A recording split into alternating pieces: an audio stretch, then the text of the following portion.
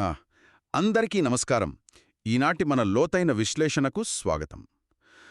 సాధారణంగా మనం పెద్ద పెద్ద పరిశోధనా పత్రాలు, లేక భౌగోళిక రాజకీయాలు, లేదా చారిత్రక అంశాల లాంటివి తీసుకుని వాటిలోని ముఖ్యాంశాలను చర్చిస్తుంటాం కదా. అవును, ఖచ్చితంగా. చాలా సంక్లిష్టమైన ఆర్టికల్స్ చూస్తుంటాం. కానీ ఆ, ఈరోజు మన టేబుల్ మీదున్న మూలాధారం చాలా భిన్నమైనది.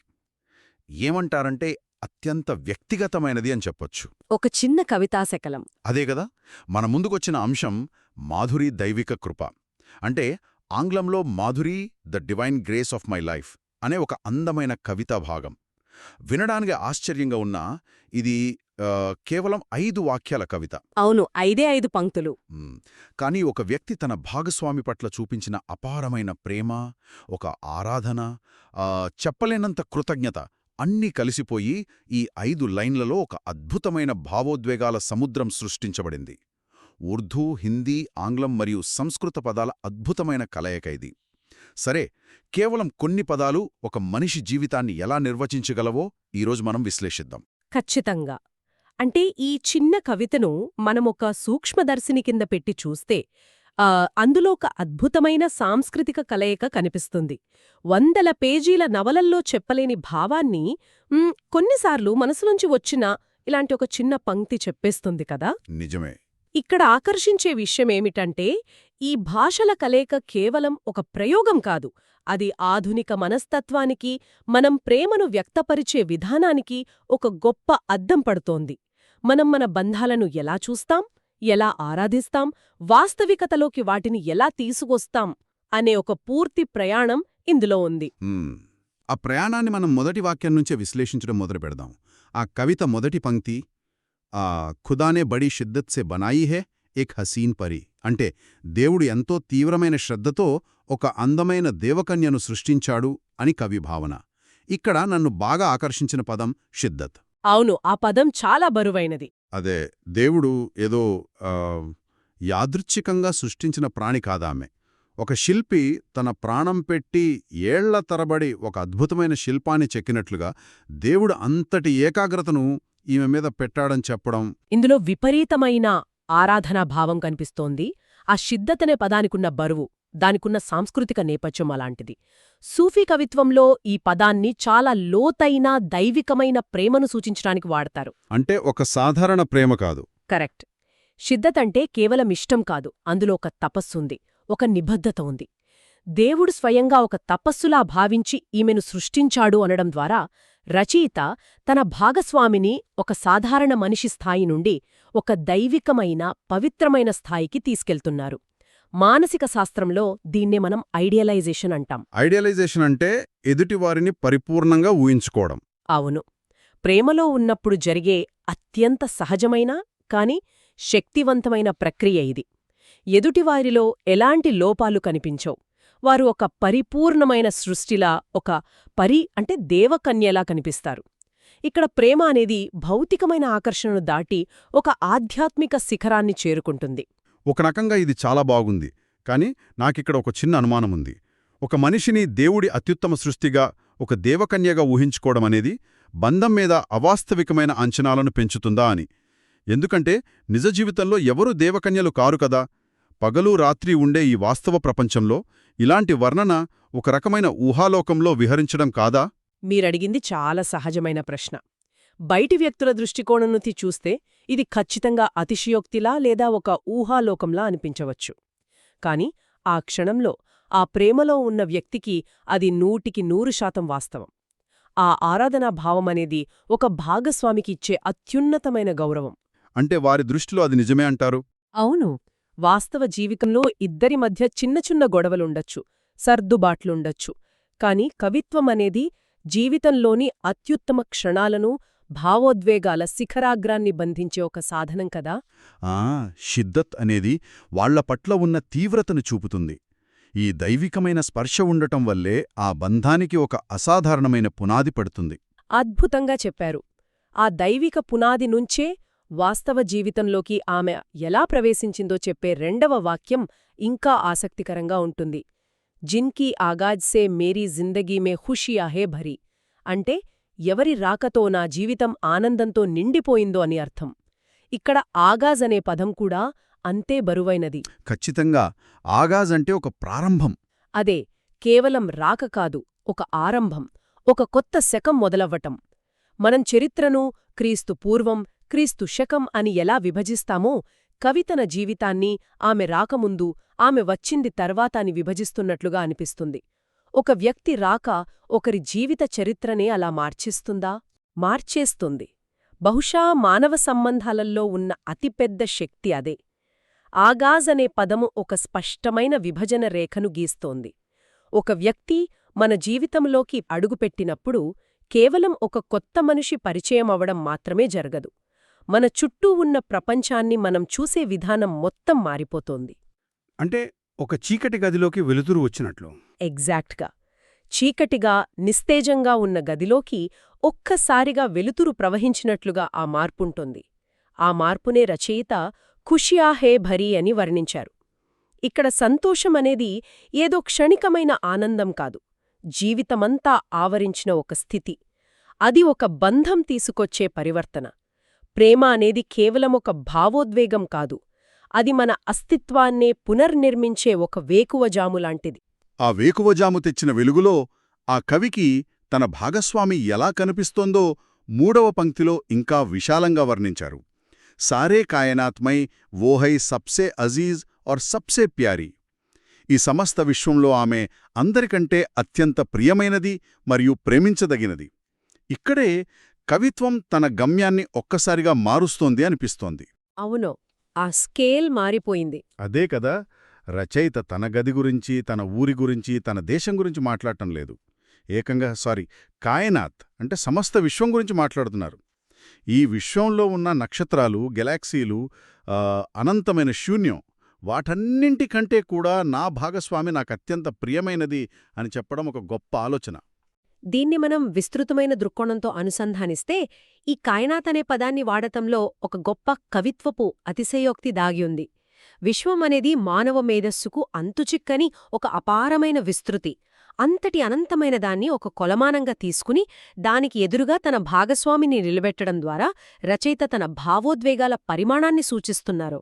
వినడానికి కొంచెం వింతగా అనిపించొచ్చేమో తార్కికంగా ఆలోచిస్తే. ఖచ్చితంగా.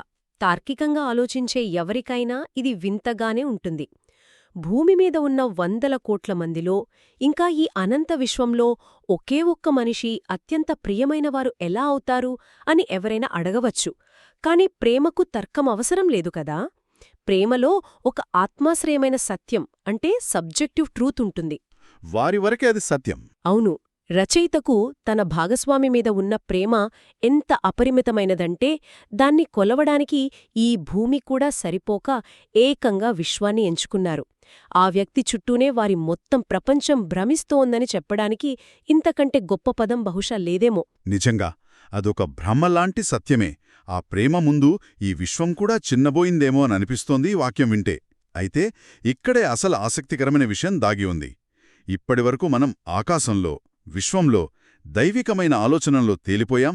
ఖుదాపరి, ఆగాజ్ కాయనాత్ లాంటి గంభీరమైన ఉర్దూ పదాలతో ఒక ఆధ్యాత్మిక వాతావరణం ఏర్పడింది. కాని 4వ పంక్తికి వచ్చేసరికి ఒక ఊహించని మలుపు వస్తోంది. అవును, ఆ మలుపు చాలా అందమైనది. ఔర్ వో హే మేరీ అర్ధాంగిని, స్వీట్ హార్ట్ మాధురి. ఒక్కసారిగా ఆ దైవికమైన కవిత్వం మన ఇంటి గదిలోకి, మన వాస్తవిక జీవితంలోకి వచ్చి కూర్చున్నట్లనిపిస్తుంది. ఒకే వాక్యంలో అర్ధాంగిని అనే ఎంతో బరువైన సంప్రదాయబద్ధమైన సంస్కృత పదాన్ని వాడారు. దాని పక్కనే వెంటనే స్వీట్ హార్ట్ అనే ఆధునిక ఆంగ్ల పదాన్ని వాడారు. ఆ తర్వాత ఆ దేవకన్య ఎవరో కాదు, నా మాధురి అని ఆ పేరు వెల్లడించారు. ఈ 3 భిన్నమైన సంస్కృతుల కలయిక ఈ కవితకు ఎటువంటి కోణాన్నిస్తోంది అంటారు? కాబట్టి దీనికంతటికీ అర్థమేమిటి అని చూస్తే ఈ 4వ పంక్తే ఈ కవితకు అసలైన ప్రాణం అని చెప్పాలి. ముగింపు యొక్క అత్యుత్తమ రూపమిది. మొదటి 3 పంక్తులలో రచయిత తన భాగస్వామిని ఆకాశానికెత్తేశారు, ఆమెను విశ్వవ్యాప్తం చేశారు. కాని ఇక్కడికి వచ్చేసరికి ఆ కవిత్వానికి ఒక ముఖాన్ని, ఒక పేరును, ఒక వాస్తవమైన బంధాన్ని ఆపాదించారు. అర్ధాంగిని అనే పదం గురించి మనం ఒక్కసారి ఆలోచించాలి. శరీరంలో సగం, అస్తిత్వంలో సగం. కరెక్ట్. మన భారతీయ సంప్రదాయంలో వివాహబంధానికి ఇచ్చే అత్యంత ఆధ్యాత్మికమైన విలువ ఇది. అందులో బాధ్యత ఉంది, గౌరవముంది, జన్మజన్మల అనుబంధముంది. కాని రచయిత అక్కడితో ఆగిపోలేదు. ఆ సంప్రదాయపు బరువుకు స్వీట్ హార్ట్ అనే ఒక ఆధునికమైన, తేలికైన, స్నేహపూర్వకమైన పదాన్ని జోడించారు. అదే చాలా ఆశ్చర్యంగా ఉంది. అర్ధాంగిని అనగానే ఒక రకమైన పవిత్రత, బాధ్యత కనిపిస్తే, స్వీట్ హార్ట్ అనగానే ఇద్దరు సమాన స్థాయిలో ఉన్న స్నేహితుల మధ్య ఉండే చనువు, రొమాన్స్ కనిపిస్తుంది కదా. సరిగ్గా అదే. ఆధునిక భారతీయ బంధాలకు ఇది ఒక పర్ఫెక్ట్ రిప్రజెంటేషన్. మా బంధంలో పాత తరం తాలూకు లోతు, గౌరవమున్నాయి.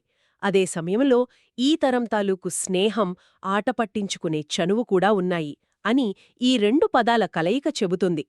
ఆ దేవకన్య ఎక్కడో ఆకాశంలో లేదు, నా పక్కనే నాతో పాటు జీవితాన్ని పంచుకుంటున్న నా సొంత భార్య అని గర్వంగా చెబుతున్నారు.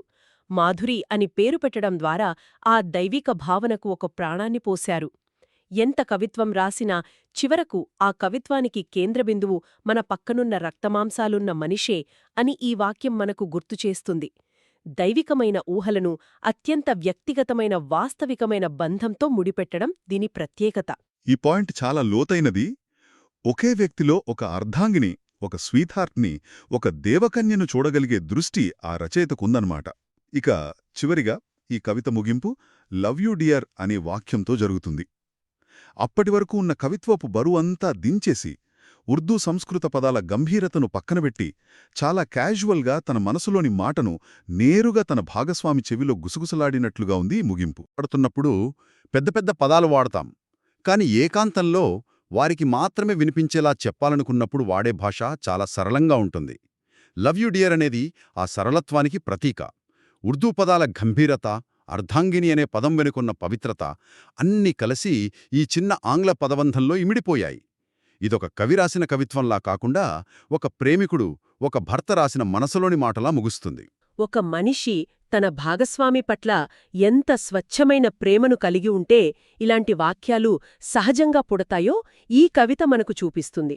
బంధాన్ని ఒక ఉత్సవంలా ఎలా జరుపుకోవాలో నేర్పుతుంది. ఈ విశ్లేషణను ఒకసారి వెనక్కి తిరిగి చూసుకుంటే, కేవలం 5 వాక్యాలు ఒక మనిషి ఎమోషనల్ జర్నీని ఎంత పదిలంగా బంధించి ఉంచగలవో స్పష్టంగా అర్థమవుతుంది.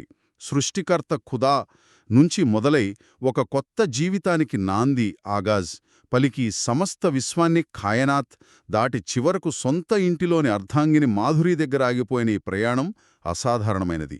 ఉర్దూ కవిత్వపు అందం, మన సంప్రదాయ బంధుపు లోతు, ఆధునిక ఆప్యాయతల కలయికే మాధురి, నా జీవితంలో దైవిక కృప అని ఈ కవిత. పదాలు వేరైనా వాటి వెనక ఉన్న భావం ఒక్కటే, అంతంలేని ప్రేమ. అవును, ఈ చిన్న కవిత మనకు మరోసారి గుర్తుచేసేదేమిటంటే, ప్రేమను వ్యక్తపరచడానికి గొప్ప గొప్ప వేదికలు లేదా క్లిష్టమైన పదజాలం అవసరం లేదు. మనసులో నిజాయితీ, ఆరాధనాభావం ఉంటే మనం వాడే ప్రతి పదం, అది ఏ భాషకు చెందినదైనా, ఒక అద్భుతమైన కవిత్వంగా మారుతుంది. తన జీవితంలోకి ఒక వ్యక్తి అడుగుపెట్టడాన్ని ఒక దైవిక కృపగా భావించగలగడం అనేది ఒక రచయితగా ఆయనలోని సున్నితత్వానికి నిదర్శనం. ఈ సున్నితత్వమే ఈనాటి మన విశ్లేషణకు ఒక అద్భుతమైన ముగింపులిస్తోంది. అయితే ఈ 5 వాక్యాల ప్రయాణాన్ని ముగించే ముందు ఇది మనందరిలోనూ ఒక ముఖ్యమైన ప్రశ్నను లేవనెత్తుతుంది.